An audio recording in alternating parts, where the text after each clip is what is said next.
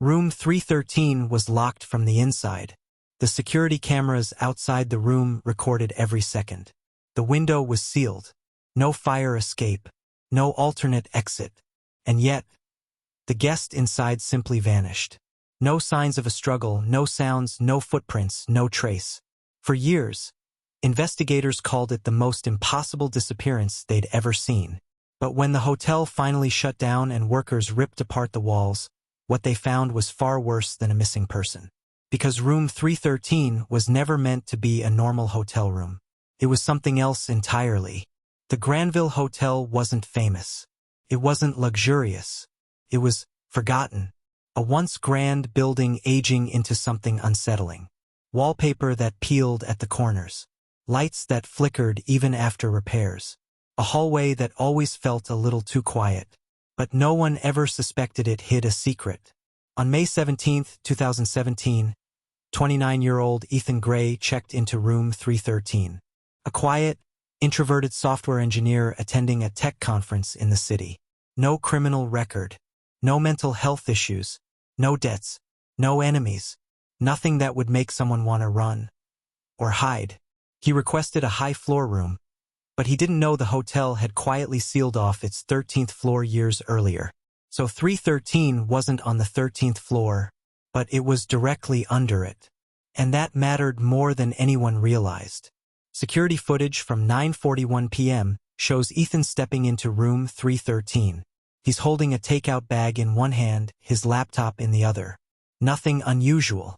No signs he's being followed. No one lurking nearby.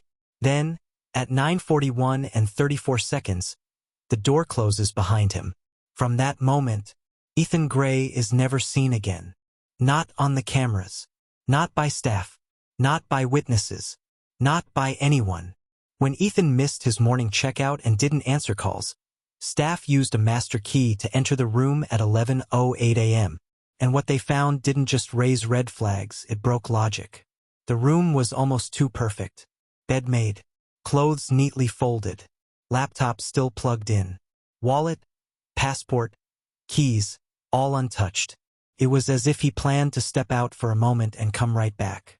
But here's what investigators found deeply disturbing. There were no signs the bed had ever been slept in. No indentations. No wrinkles. No body heat detected on the sheets. Meaning whatever happened before Ethan even went to sleep. Detectives reviewed the security cameras, fully expecting a technical glitch or a blind spot. But the footage was flawless. Every exit, stairwell, and hallway angle was covered. And the data showed one undeniable fact. From 9:41 p.m. until the moment staff entered the room, no one, absolutely no one, left or entered room 313. Not Ethan. Not a stranger. Not even room service. So investigators asked the same question you're asking right now. If no one entered the room, and no one left the room, then what happened inside it? Things get even darker when you look at what happened inside 313 during the night. At 10:14 p.m., the room phone made an outbound call to the front desk. A call that could only be made by physically pressing the buttons. Yet when staff answered, they only heard static and a faint, rhythmic tapping. 8 minutes later, at 10:22 p.m., the power failed. Not on the floor. Not in the wing. Just inside room 313, and only for 7 seconds. When the lights came back on, the TV powered itself up. It displayed internal hotel security footage, cycling through hallway cameras. A feature the TV wasn't programmed to access. It's as if someone wanted to see who was outside the room. The guest in room 311, separated from Ethan by one thick wall, reported something investigators couldn't ignore. Around 10:30 p.m., she heard whispering. Slow, uneven, urgent. She said it sounded like two voices, one calm, one panicked. The panicked voice repeated the same phrase. Don't open the door. Don't open the door. Don't open the door. But this is where her story becomes chilling. The walls between 311 and 313 were thick, insulated, and soundproof. It's physically impossible to hear voices through them. So if she really heard whispers, where were they coming from? The case went cold until 2020, when the Granville Hotel permanently closed.